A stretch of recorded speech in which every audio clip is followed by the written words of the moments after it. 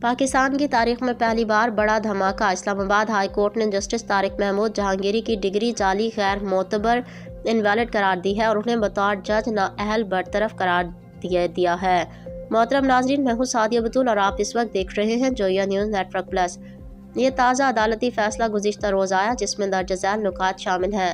اسلام آباد high court نے فیصلہ دیا کہ جسٹس طارق محمود جہانگیری کے پاس درست LLB ڈگری نہیں تھی جب وہ جج بنے تھے، لہٰذا ان کی تعیناتی غیر قانونی تھی۔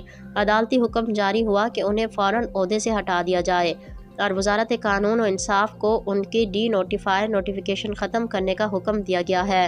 کورٹ نے یہ بھی کہا کہ وہ قانونی تقاضوں کو پورا نہیں کرتے تھے کیونکہ ان کے پاس مقررہ تعلیمی قابلیت ویلڈ LLB ڈگری موجود نہیں تھی۔ یہ معاملہ پہلے سے عدالتوں میں زیر غور تھا، جہاں یونیورسٹی آف کراچی کی رپورٹ کے مطابق ان کی ڈگری کے ریکارڈ میں تضادات اور مشکوک حالات سامنے آئے تھے، جس پر عدالت نے مبنی بر شواہد فیصلہ دیا۔